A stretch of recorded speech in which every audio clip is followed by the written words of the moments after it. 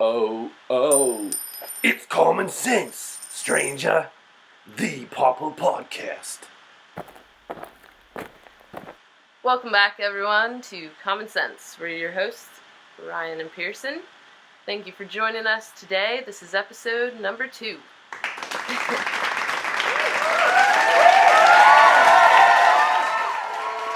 We're going to dish out some spicy cards for you to look into, go over today's league results, as well as our own local game store's tournament results from last night.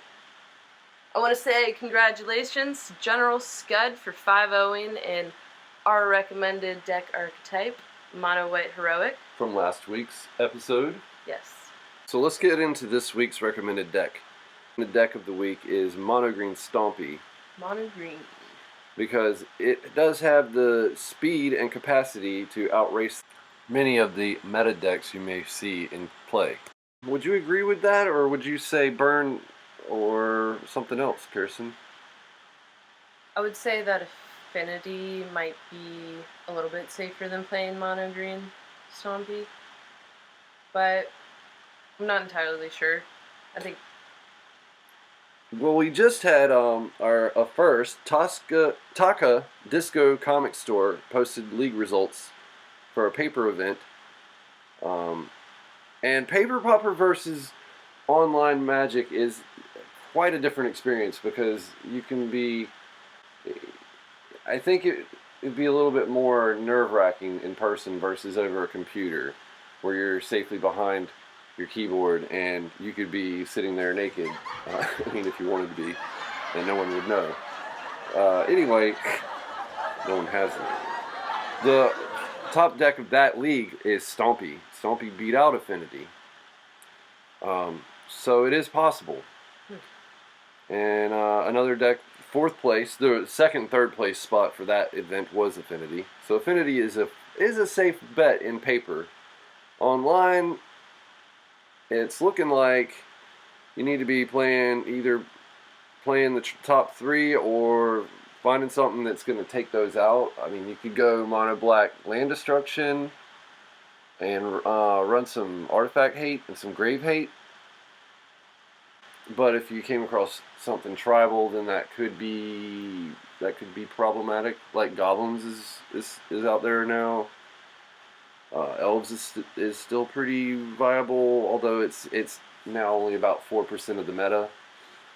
Yeah, because of like trickery and just, I don't know, a bunch of other cards can wipe out all those tribal. So this week, yeah, I'm recommending Mono Green Stompy. You're going with Affinity. You can't go wrong playing those decks. But with those decks, you got to look out for massive life gain. You need to have an answer for that or a way around it. You could go rogue and do some like infect creatures or effects. Tainted Strike would be a nice spicy addition to decks. As long as you got Arkham's Astrolabe. You got any color you want or need. And it's only 1 black. It gives your creature +1/+0, instant speed, and infect. That is one of my spicy cards of the week. What's your spicy card of the week, by the way, Pearson? Let's get that out of the way. My spicy card of the week is going to be Natural State, because that would have helped me a lot last night when I went up against the Orzhov Pestilence deck. I couldn't destroy his Circle of Red, or Circle of Protection Red, after he sideboarded that in second game. So if I had put an Arkham's Astrolabe, I had plenty of Snow Mountain, so I could have played that, and then Natural State in my sideboard, I could have sideboarded that in and potentially won by getting through his Circle of Protections. Or his Pestilence. Yeah, he didn't get me with that, obviously, because I was playing Burn, but, yeah. So I have one more spicy addition for this week. Cursive Chains. It's 1 and a blue or white. It's an enchantment aura. It enchants creature. At the beginning of each upkeep, tap enchanted creature.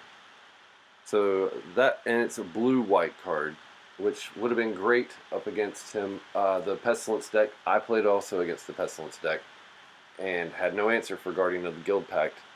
which my opponent would get on board by playing a duress or a castigate to make sure the coast was clear. I was playing scred, but we'll get into our experience about that later after we finish going over today's league results.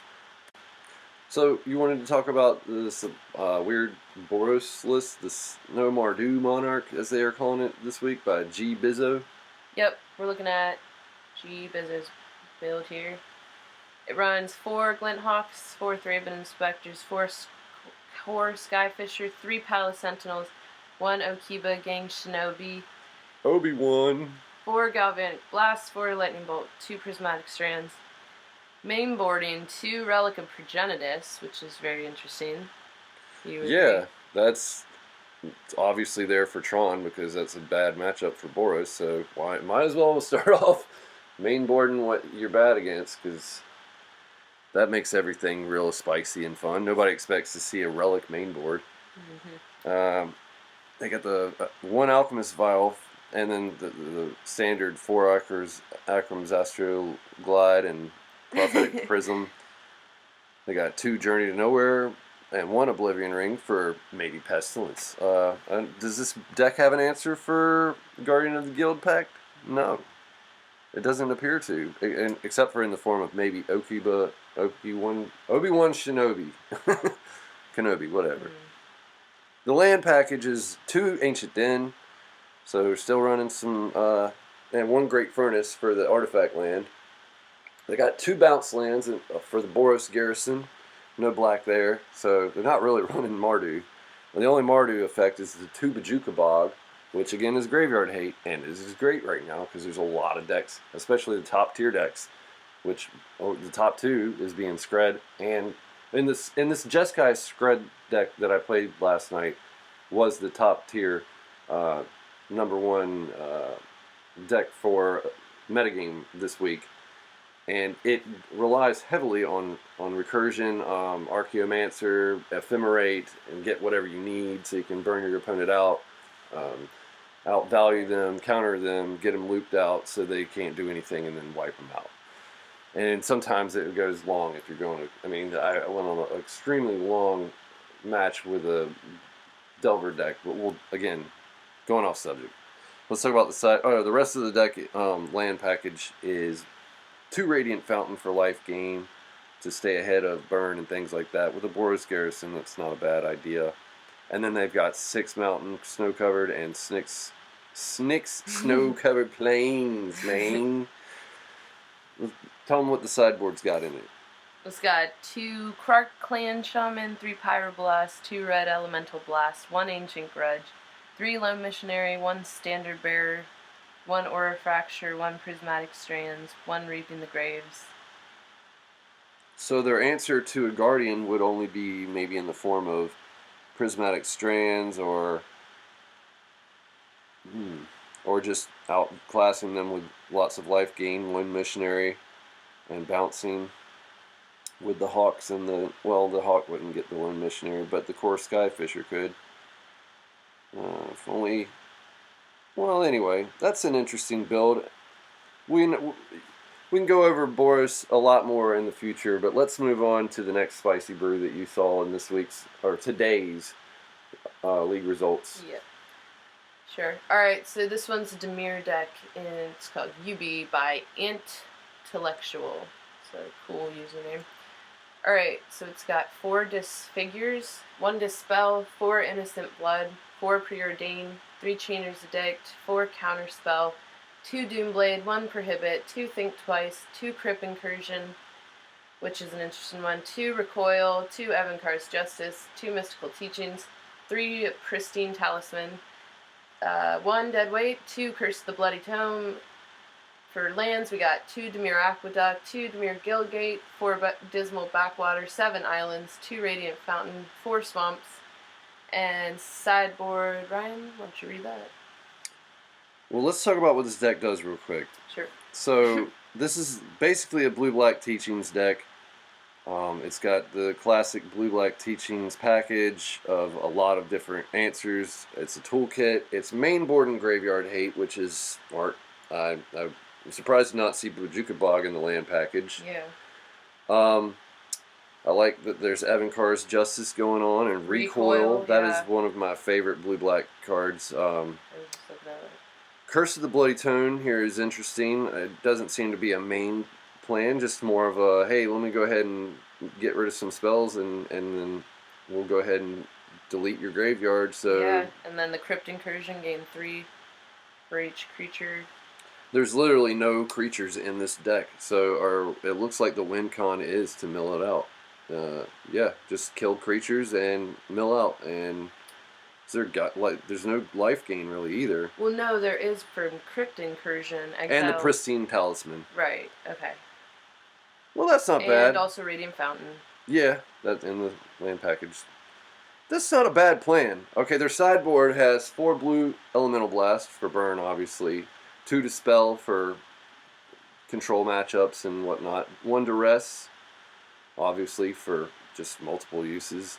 Yeah. 4 Nihil Spellbomb, just in case they are actually going against something they need to hate on the graveyard, especially for. 1 Doomblade, 1 Ashes to Ashes, I love that card also. 1 Siphon Life, and 1 Evan-Car's Justice, just in case 2 ain't enough to get it there.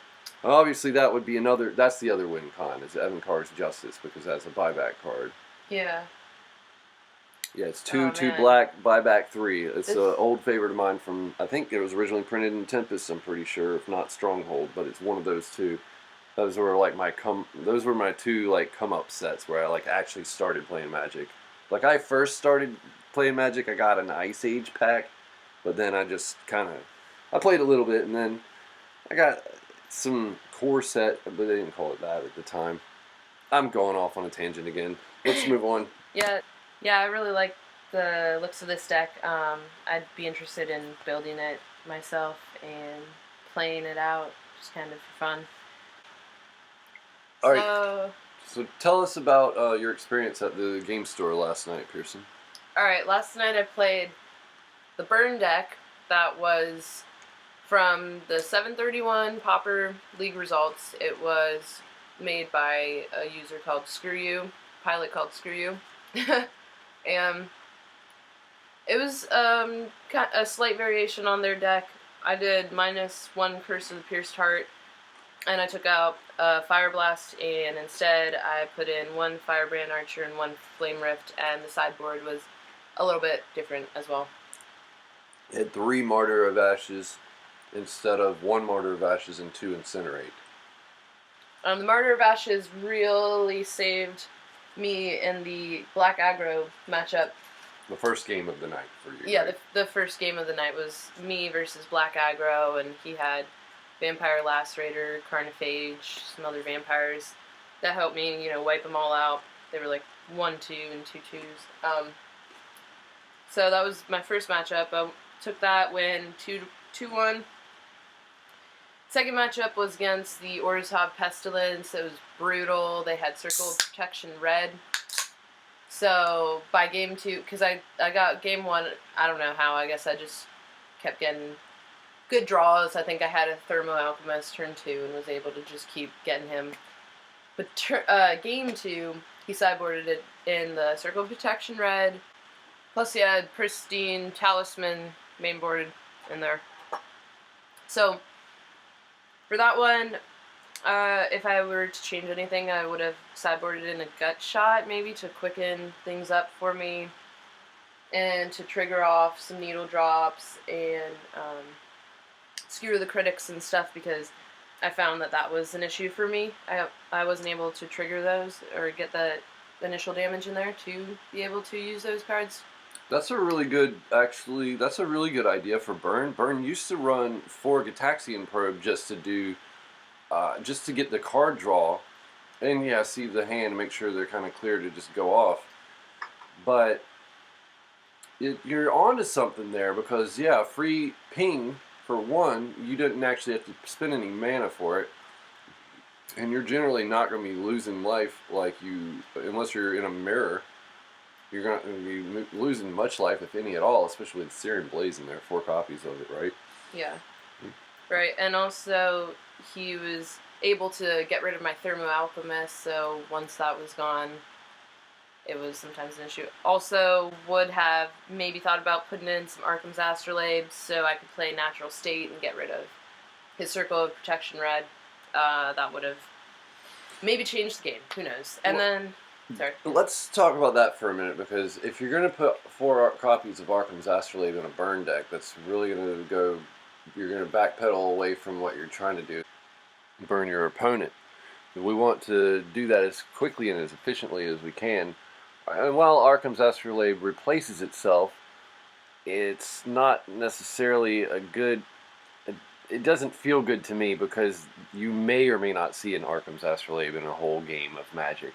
If you only have 4 copies and you have no other color filters, the chances are that you could end up holding on to Natural State the entire game and not actually getting to cast it.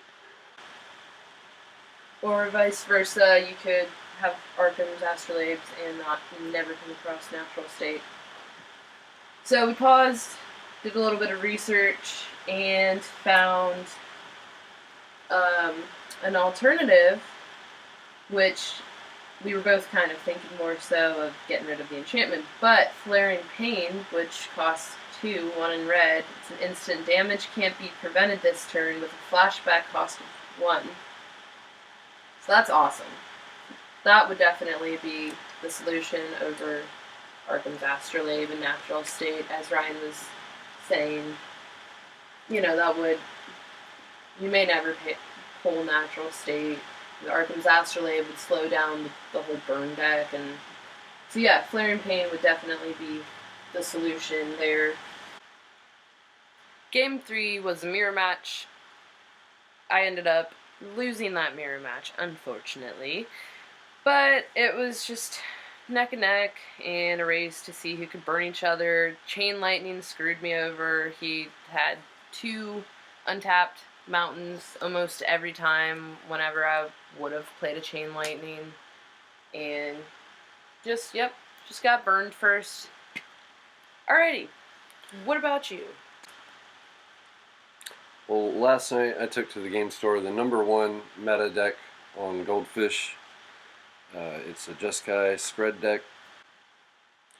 The deck runs 2 copies of Lightning Bolt, 3 Preordain, 2 Seeker of the Way, 2 Ephemerate, 2 Archaeomancer, 3 Muldrifter, 4 Core Skyfisher, a playset of Counterspell, Arkham's Astrolabe, Scred. It has 2 Ponder, 2 Brainstorm, 2 Mystic Remora for digging. Lots of digging we do in this deck. It can be very beatdown and very grindy and controlling, obviously. It runs a single copy of Remove Soul, Flame Slash, and my favorite, Custody Squire. So then we can just pull dead creatures back out and then get the Ephemerate if we played it correctly and didn't let it stay in exile. While skipping the upkeep, sometimes it can be tricky if you're a newer player or an older player that just... Upkeep is always kind of an issue to keep up with. What do you do to keep up with the upkeep, Pearson, in case you don't want to skip your upkeep? When you're playing a Rift Bolt, for instance, what did you do to hold that down and not mess that up? Put a dice over my library. Yeah, that trick works really, really good. Yeah, because then I'm like picking it up before I draw and I'm like, right, okay. Rift Bolt at your face or whatever. Alright, so we got in the land package, it's running 4 Ash Barrens, 2 Terramorphic Expanse, 2 Snow-Covered Plains. It's got 2 Snow-Covered Mountain and 9 Snow-Covered Islands. So, game 1 I went up against Burn. That was a intense match for me because me and Pearson pre-gamed before going to the local game store, and lo and behold, I was getting burned to death. We played 3 starter games. We didn't sideboard against each other.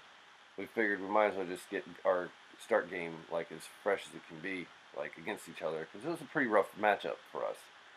Luckily, I was able to get a Seeker of the Way on board early game. He burned that one off, and I drew into a second one because there's so much digging going on. I found my other one, and I put that into play, and he was top decking at that point, and I started turning the tables, and it was a done game. And game 2 went very similar, and it was just quick and efficient. And so then moving on, I went to game 2 against the Blue-Red Delver list. I thought it was a mirror match, but it ended up being the Delver Fairies Ninja of the Deep Hours version of Scred. Um, and I just made sure to take care of his Delver. He only had 3 copies in there, but he didn't seem to have too many answers. He was running a little light on his... He did have spell stutters, but not... I think he only ran like 2. So it was a weird matchup, and it was a very long and grindy game. But I ended up just burning off all his Delvers, and then we went to game 2 with 10 minutes left on the clock, and by the time we got done sideboarding and mulliganing, we had about 6 minutes of gameplay before it went to to time, and then we timed out, and I won that match 1-0. Oh, well. So game 3, I went up against the Pestilence control list that the one Pearson went up against, and this is an Orzhov only deck. It's running a lot of Kabira Crossroads and Castigate, Pristine Talisman, and Guardian of the Guild pack, which my pack here has no answers for. I go to my sideboard and I have, and he was running Control, and I just didn't realize it. I should have been playing Beatdown, but I figured I had Long Game on my side until he pulled out the Guardian of the Guild pack. Then I realized there was no answer to that after it was in play on board, which he did by duressing me.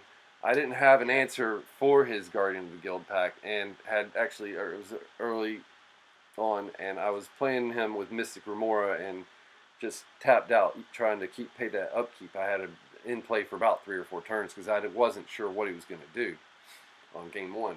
So I scooped after about 15 minutes of game 1 because I realized, yeah, there's nothing in this deck. So I went to my sideboard. I have Oblivion Ring, Relic of Progenitus, two copies of, Weather the Storm, 2 copies of that. I've got Swirling Sandstorm, 2 copies of Electrickery. I've got 4 Pyroblast, and 2 Hydroblast. So him not playing blue or red took a large chunk out of my sideboard hate there, or sideboard options. I'm sorry, I have 3 Hydroblasts in the sideboard. So I grabbed Weather the Storm, I grabbed Oblivion Ring for the Pestilence, and I didn't know if he was bringing anything in. I knew Swirling Sandstorm wasn't an answer for Guardian of the Guild pack, and I didn't see him really using anything out of his graveyard, but included a Relic of Progenitus in case he was running Chainer's Edict. Chainer's Edict, my bad. Anywho. Sounds so fancy. Chainer's Edict. Game 2 was a lot grindier. He had all of his Duress and Castigates in there. I think he ran a play set of each. Probably. And he drew into them, and he just protected his creature very well, and made sure I had my counter spell. I would hold on to it as the answer, and then he'd play Castigate. And at that point, I was like, well, I can either tap that, or I can hold mana in case like he plays something I can Scred or Lightning Bolt, because countering it, then I don't have an answer for his Guardian of the Guild pack. Doesn't feel good. But knew that was what he was going to go for. I should have just countered it and hoped that and bluffed him. That game was actually I was going pretty well at first. I had my core Skyfishers in play. I was on the beatdown. And I got him whittled down there. But then he brought out his Pristine Talisman, and then he got rid of a core Skyfisher, and then Pestilence got into play, and it was game. So that's how that went. And yeah, there was nothing really in my deck that really could handle that. But if I had to rebuild this deck, I'd include a couple copies of Cursive Chains in there somewhere. Yeah. So that's pretty much all we got for talking about the decks and meta and all that stuff. But I just wanted to talk a little bit about, for those of you who might have a local game store that hosts Pauper events, and maybe that local game store is 3 or 4 hours away, and your actual local game store doesn't host or hold any Pauper events.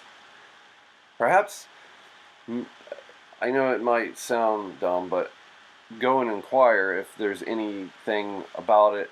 Just to ask like you don't know if you do already know. Go and ask whoever's working the counter one day. Say, hey, when's the next popper event? Oh, well, we don't have a popper event. Really? Does anybody show up and just play casually at any point in time during the week? Oh, there's a couple people that show up, like Tuesday at like 7 o'clock, I think. But I think they're gone now. I haven't seen them in a couple weeks. Oh, well, cool. So then do a little networking with your shop buddies and start getting a flame going and fan those flames. Buyback card from the Days of Stronghold, I believe. I love that card, just because it was a card I played a lot when I was younger. Anyway, you could maybe get your friends and stuff going there every week at a certain time. You pick the time. Maybe you're lucky enough to be the first person to just start telling everybody, hey, there's Popper at the shop at Wednesdays at 8 o'clock. Or, you might want to go a little earlier, but get it in there where people can go home off after working 9 to 5, take a shower, and then get their deck and come to play. So 6:30, 7:30 is a good time frame for a weekday event. Or you could just show up to your Friday night event and ask where the popper you want to sign up for a Friday night popper. And if you and a bunch of people do this, if they get over 8 people, they will not turn your money down. They will have you play to play. And then it's already a sanctioned event now, or it's a sanctioned format, as the unification has opened new doors for us. I've been knocking on those doors for the last year now, and I actually did something similar. And another thing you should also do is if once you get a pretty steady crowd coming in at week to week, maybe not every week the tournament fires. Maybe there's only 5 players and you can't really hold a even sanctioned event. So then you guys just play casually and you show up next week and you have a good time. But you get the wheel turning, and eventually it'll grow, it'll snowball, and you'll have people from all over driving to your local game store to play Popper with you. And one key thing I did was ask the shop, after a couple months of it going on, I asked them if they could just please advertise the time and day of the week that we do Popper, because we'd have this sanctioned tournaments once in a while. Well, it wasn't sanctioned, it was sanctioned as a casual event. But through that casual event, I did receive a Planeswalker point each time before we were a legitimate sanctioned format. Anyway, enough about that blurb. I just wanted to throw that out there for you guys and hopefully inspire someone maybe in the middle of the country, like somewhere like Iowa, who's got a nice game store down the road and knows plenty of people that play Popper, but for some reason the shop just doesn't host events. You guys gotta make it happen. Anyway, we have a Patreon. Would you like to tell the folks at home a little bit more about that, Pearson? We have a Patreon. It's patreon.com/pooperdix. Really appreciate it if you consider donating any amount to it. Our first donation of $20 will get a custom painted zombie token. Full art, people. There's no borders on this one. And you can see the photo of that on Patreon if you're interested. And we have different tiers. We're a little bit new to Patreon, but we really, really appreciate any sort of support, any sort of help that you can give us. It's what will help us keep going and make the content even better. Exactly. Join in. Be part of the community. Thanks. And don't forget, stranger, to hit that like, subscribe, and share button, comment down below. Let us know what you'd like to hear us talk about. Come back anytime. Thanks for listening tonight again on Common Sense, the Popper Podcast. We're your hosts, Pearson and Ryan, and we'll see you in a week. We'll talk to you in a week, rather. Yes. Goodbye, wizards.